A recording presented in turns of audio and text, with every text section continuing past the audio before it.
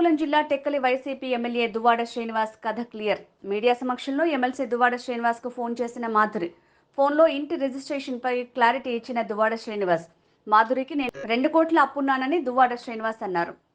ఇంటి నిర్మాణానికి రాజకీయ అవసరాలు, ఇతర అవసరాల కోసం మాధురి వద్ద అప్పు చేశాను. దువ్వాడ శ్రీనివాస్ టెక్కలికి చెందిన చింతాడ పార్వతి కోసం 60 లక్షలు ఇవ్వాలి. రాష్ట్రంలో కూటమి ప్రభుత్వం ఏర్పడ్డాక నా వ్యాపారాలు దెబ్బతిన్నాయి. నా మనస్ఫూర్తిగా నా ఆస్తిని మాధురికి రిజిస్ట్రేషన్ చేశాను అని దువ్వాడ శ్రీనివాస్ అన్నారు. ఈ రోజుకి కరెక్ట్గా 1 మంత్ నుంచి మీరు ఇవన్నీ ఏదో మీ మీడియాలో అన్నట్టు ఎపిసోడ్స్ దువ్వాడ ఎపిసోడ్స్ చూస్తూనే వస్తున్నారు. ఈ రోజుకి కరెక్ట్గా 30 డేస్ అయింది. మీకు నేను ఇదివరకే ముందే చెప్పాను, 2 years నుంచి శ్రీని గారికి ఆమె ఇంటి నుంచి గెంటేసినప్పటి నుంచి శ్రీనివాస్ గారు బయట ఉన్నప్పుడు శ్రీనివాస్ గారికి నేను దప్పదప్పాలుగా ఈ హౌస్ ఇప్పుడు ఇక్కడ ఏదైతే ఉన్నానో ఇల్లు కట్టుకోవడానికి నేను ఒక 2 crores వరకు అమౌంట్ అతనికి అప్పుగా ఇవ్వడం జరిగింది. అప్పు అంటే నేను తిరిగి రిటర్న్ ఎక్స్పెక్ట్ చేసి అతనికి నేనేమీ డబ్బులు ఇవ్వలేదు. ఎలాగైనా కార్యాలయం నిలబెట్టుకోవాలి, మళ్ళీ శ్రీని గారు ఇక్కడే టెక్కల్లోనే ఉండాలి, మళ్ళీ వైసీపీ కార్యాలయం కూడా ఇక్కడ టెక్కల్లోనే ఉండాలనే ఉద్దేశంతో ఈ అమౌంట్ అతనికి ఇవ్వడం జరిగి ఈ ఇల్లు మళ్ళీ కన్స్ట్రక్షన్ చేసుకోవడం జరిగింది. ఇక్కడే కార్యక్రమాలను చేయడం కూడా జరిగింది.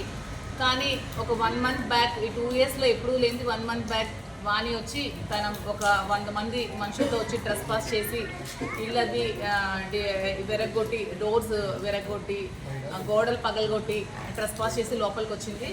లోపలికి వచ్చి ఈ హౌస్ కూడా ఆక్యుపై చేసుకోవడానికి ట్రై చేసి కోర్టు కూడా ఆశ్రయించింది. నేను కోర్టు వారి నిర్ణయానికి ఎప్పుడు కూడా గౌరవిస్తాను, నేను కోర్టుకి నేను ఎప్పుడు ఎగ్నెస్ట్ కాదు.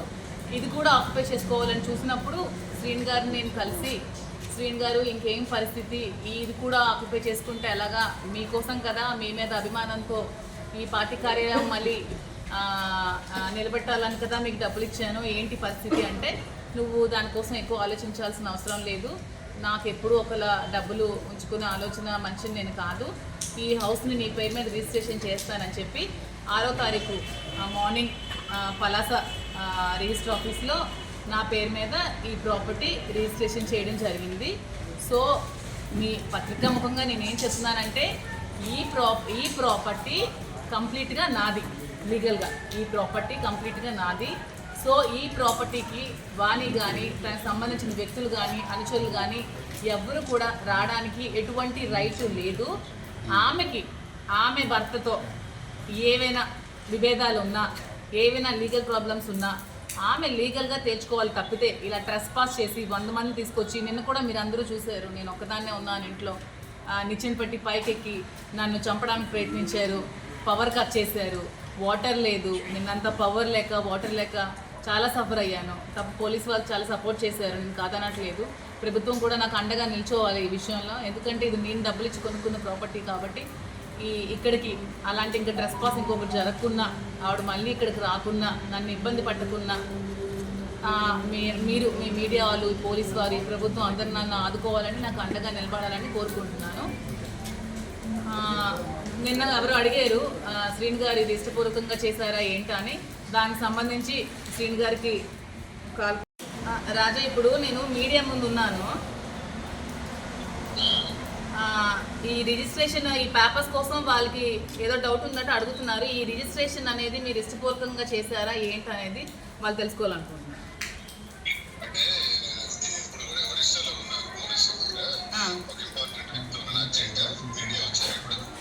అవును రాజా, మీడియా వచ్చారు, అర్జెంట్.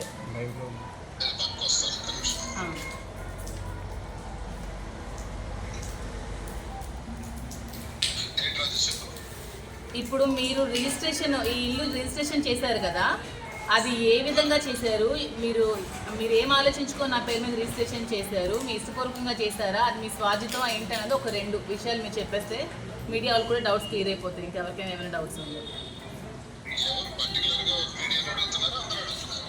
అందరూ కలిపి, పబ్లిక్ కూడా జనాలు కూడా.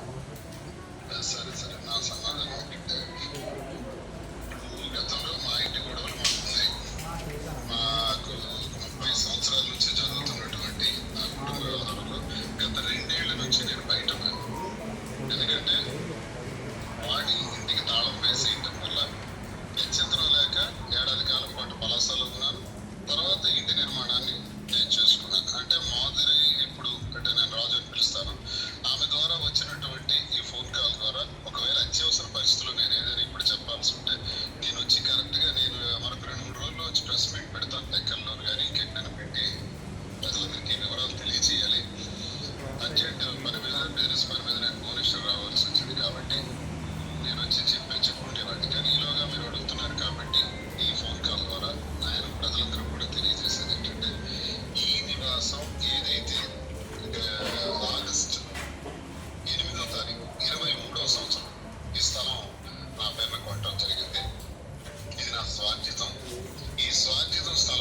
పార్టీ కార్యాలయం నిర్మాణం చేసి దానిలోనే ఒక బెడ్రూమ్ కూడా వేసుకొని ఒక క్యాంప్ ఆఫీస్ లో ఉండాలి అని నేను అనుకున్నాను.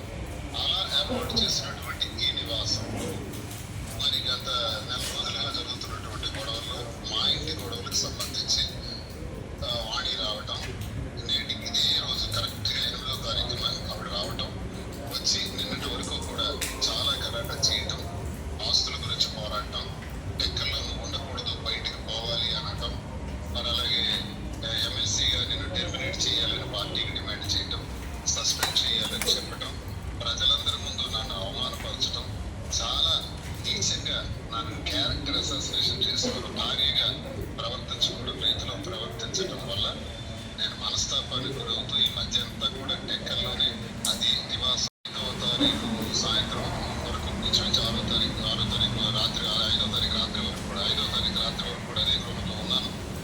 దీని తర్వాత మరి ప్రజలందరికీ నేను తెలియజేసేది ఏంటంటే మాధురి గారికి నేను ఇంచుమించు 2 కోట్ల రూపాయలు డబ్బులు ఇవ్వాల్సినటువంటి అవసరం ఉంది. నేను తీసుకున్నాను. తప్పదప్పాలుగా గడిచిన ఎన్నికల్లో కానీ ఇంటి నిర్మాణంలో కానీ తదుపరి ఇటీవల కాలంలో కూడా నాకు వ్యాపారాలన్నీ బంద్ అయిపోవడం వల్ల ఆర్థిక ఇబ్బందులు ఉండటం వల్ల మరో 50 లక్షల రూపాయల వరకు కూడా తను నా చేతిని సహకరించడం జరిగింది.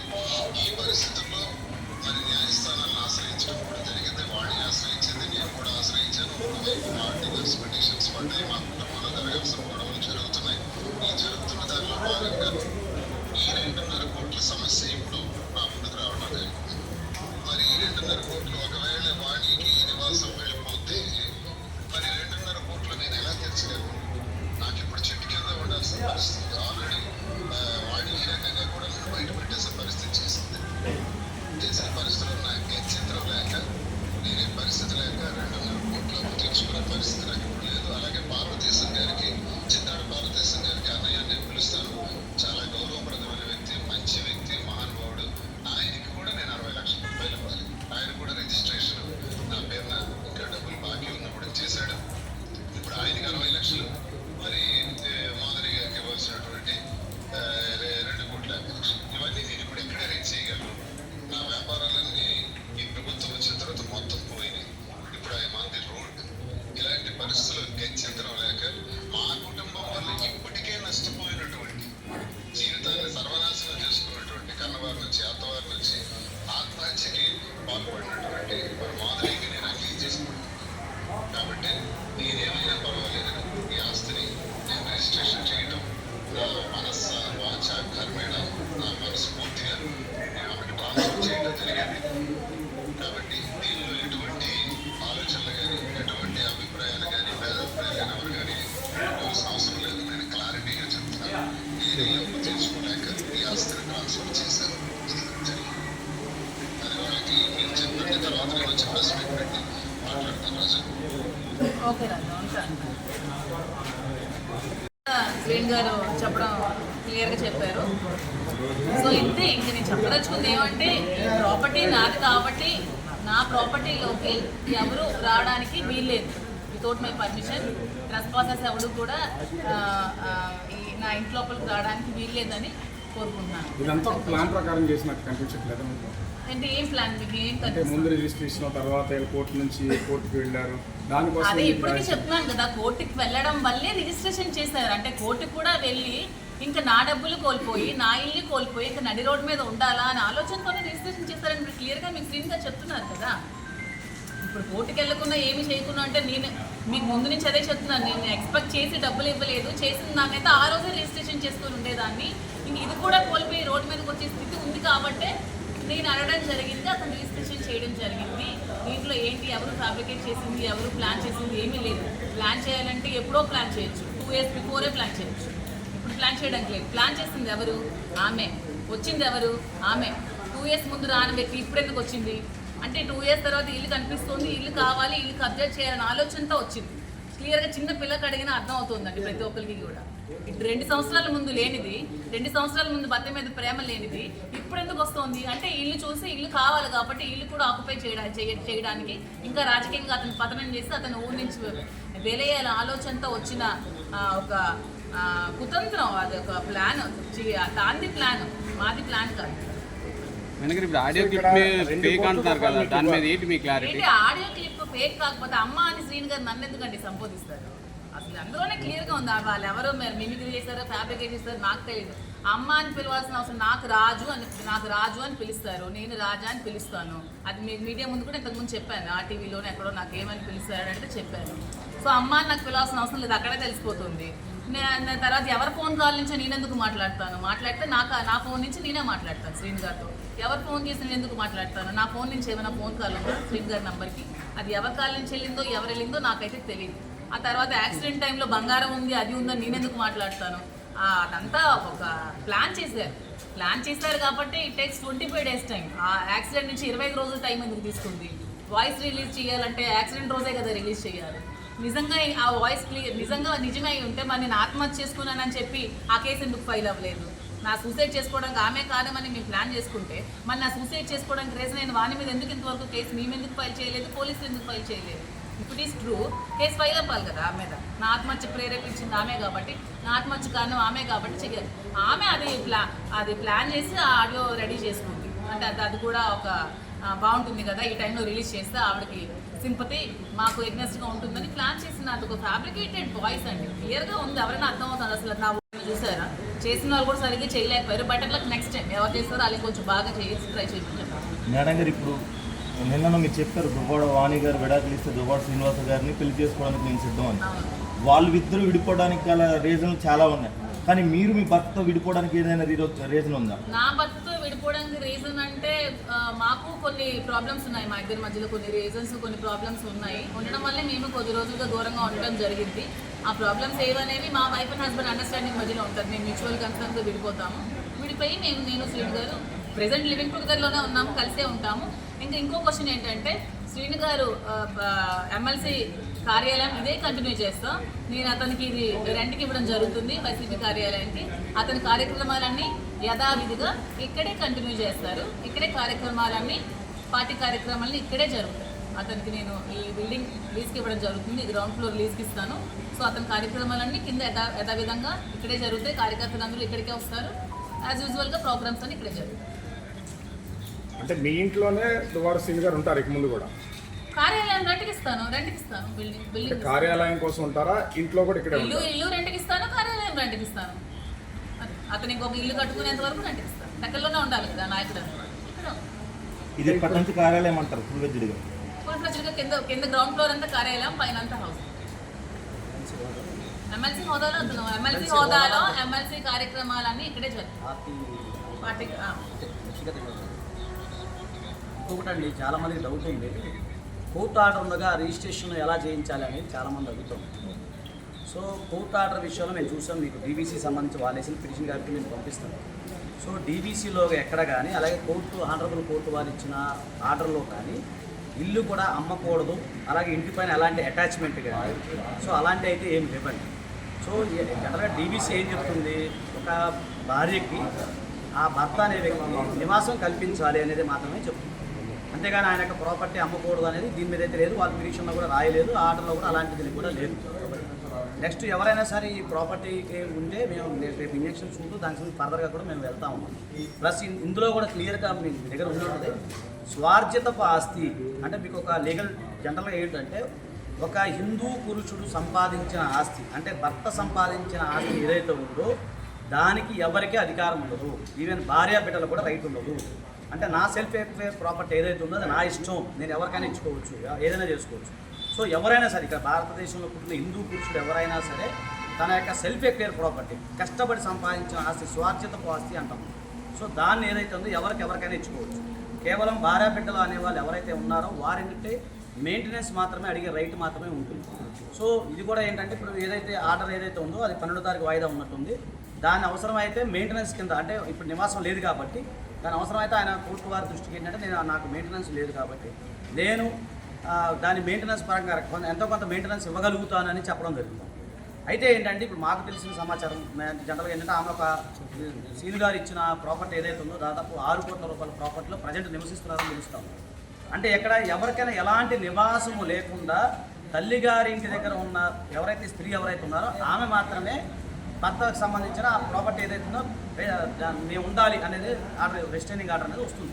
కాకపోతే ఆమెకు ఎకనామికల్గా సౌండ్ ఉన్నారు, ఆమెకు ఆల్రెడీ ఒక ఇల్లు ఉంది, అంత వెల్ ఎస్టాబ్లిష్డ్ కాబట్టి దాన్ని కూడా మేము కోర్టు వారి దృష్టికి తీసుకెళ్తే అప్పీల్ కూడా వేసి దాన్ని కూడా అసలు ఇప్పుడు చాలా మీ వైపు నుంచి ఇప్పుడు ఏమన్నా కేసు వేశారా కోర్టులో?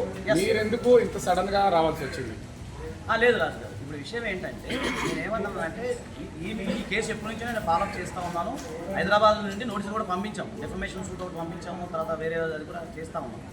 ఇప్పుడు ఏంటంటే ఈమెకి సంబంధించిన రక్షణ ఏదైతే ఉందో ఆ విషయం కూడా మీకు చెప్తున్నాను. ఈమెకి ప్రొటెక్షన్ అయితే కావాలి. ఒక హ్యూమన్ సిటిజన్గా ఆర్టికల్ 21 ప్రకారం మనకి జీవించే హక్కు అనేది మనకు ఉంది. సో దాని ప్రకారం ఆమె రక్షించబడాలంటే ప్రైమా ఫేస్ ఎవిడెన్స్ కింద, ప్రైమా ఫేస్ కంప్లైంట్ కింద నేను సిఐ గారిని కలవడం జరిగింది.